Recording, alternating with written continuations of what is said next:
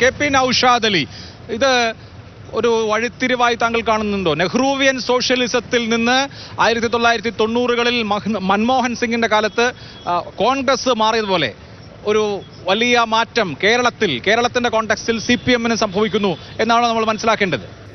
ഇവിടെ അഭിലാഷെ, കഴിഞ്ഞ CPM-ന്റെ 2 ടേമിലായിട്ടുള്ള ഭരണം നമ്മൾ പരിശോധിച്ചാൽ അവരൊരു മധ്യവർഗത്തോട്, അതും ഉപരിമധ്യവർഗത്തോട് ചേർന്ന് പോകുന്ന ഒരു പാർട്ടിയായിട്ട് അവരുടെ നയങ്ങൾ, സമീപനങ്ങൾ, ഭരണശൈലികൾ, അതിൻ്റെ മുൻഗണനാക്രമങ്ങളൊക്കെ പരിശോധിച്ചാൽ നമുക്ക് മനസ്സിലാവും.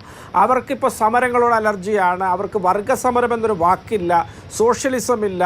ഈ സമൂഹത്തിൻ്റെ താഴെ തട്ടിലുള്ള നിരാലംബരായ ജനതയെക്കുറിച്ച് യാതൊരു തരത്തിലുള്ള പരിഗണനയുമില്ലാതെ മുന്നോട്ട് പോകുന്ന ഒരു പാർട്ടിയായിട്ട് CPM മാറിക്കഴിഞ്ഞു. ഇപ്പോൾ ഇവർ ഈ പുതിയ നവകേരള രേഖ എന്ന് പറയുന്നത് കഴിഞ്ഞ 35 വർഷമായിട്ട് അവർ തെരുവിൽ സമരം ചെയ്ത് ഒരുപാട് പൊതുമുതൽ തൊലച്ച് ഒരുപാട് വികസനത്തിന് പ്രതിസന്ധികൾ സൃഷ്ടിച്ച് അവരുടെ ശൈലിയെയാണ് അവർ മറന്നുകൊണ്ട് അവരിപ്പോൾ ഈ പറഞ്ഞ നവകേരള രേഖയിലേക്ക് വരുന്നത്. ഇവിടെ മൻമോഹൻ സിംഗ് ധനമന്ത്രിയായിരുന്ന കാലത്തെ ആഗോളവൽക്കരണ, ഉദാരവൽക്കരണ നയങ്ങളിലേക്ക് 35 കൊല്ലത്തെ പ്രതിബന്ധം സൃഷ്ടിക്കലിന് ശേഷം CPM ഇന്ന് മടങ്ങിയെത്തുമ്പോൾ കേരളം മൂക്കത്ത് വിരൽ വെക്കുകയാണ്. അപ്പോൾ ഇവർക്കൊക്കെ ഒരു കാര്യം ബോധ്യമാവാൻ വേണ്ടി ഈ 3.5 പതിറ്റാണ്ടാണ് വരുന്നത്. ഈ 3.5 പതിറ്റാണ്ട് കാലം ഈ കേരളത്തിൻ്റെ വളർച്ചയെ തുരങ്കം വെച്ചവരാണ് ഇന്ന് പുതിയ നവകേരള രേഖയുമായിട്ട് മുന്നോട്ട് വരുന്നത് എന്ന് നിങ്ങൾ മനസ്സിലാക്കണം.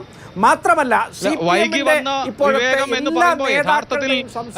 ഭരണത്തിലുണ്ടായിരുന്ന സമയത്ത് ഏറിയും കുറഞ്ഞുമൊക്കെ ശ്രീ നൗഷാദ് അലി ഈ നയങ്ങളൊക്കെ സ്വീകരിച്ചിട്ടില്ലേ? ഇതിപ്പോ പരസ്യമായി ഒരു നയപരമായ മാറ്റം അനൗൺസ് ചെയ്യുന്നു എന്നുള്ളതിനപ്പുറത്ത് ഭരിക്കുന്ന കാലഘട്ടത്തിൽ സമാനമായ നിലപാടുകൾ സ്വീകരിച്ചിട്ടുണ്ടല്ലോ മുമ്പും. അല്ല, ഇവിടെ അഭിലാഷ്, ഇവിടെ ഇത്തരത്തിലൊരു നയത്തോട് പരസ്യമായി താതാത്മ്യപ്പെടാൻ ഇവർക്ക് 35 വർഷം വേണ്ടി വന്നുവെങ്കിൽ ഇത്തരത്തിലൊരു പാർട്ടിയിൽ നിന്ന് ഈ മാറുന്ന ലോകക്രമത്തിനനുസരിച്ച് കേരളം എന്തു പ്രതീക്ഷിക്കണം?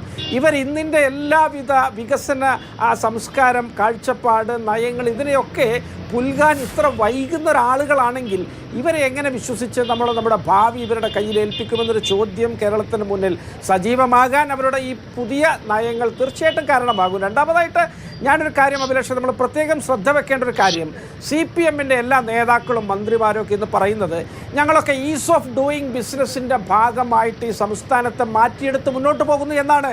ഈ ഈസ് ഓഫ് ഡൂയിങ് ബിസിനസ് എന്ന് പറയുമ്പോൾ ഇവർക്കിന്ന് സമരങ്ങളോട് അലർജിയാണ്. ഇവർക്ക് തൊഴിലാളികളുടെ തൊഴിൽ സമയ ദൈർഘ്യം കൂട്ടണമെന്ന ആവശ്യത്തോടാണ് ഇവർക്ക് അടുപ്പം.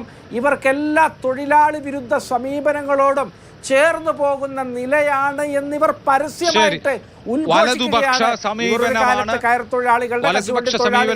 ഇത് എന്നാണ് കോൺഗ്രസ് ആക്ഷേപിക്കുന്നത്. കോൺഗ്രസ് കൂടുതൽ ലെഫ്റ്റിലേക്ക് വരുമ്പോൾ CPM കുറച്ച് വലത് പിടിക്കുകയാണോ എന്നുള്ളതൊക്കെ നമുക്ക് സ്വാഭാവികമായും ചോദ്യങ്ങളായി ഉയർത്താം.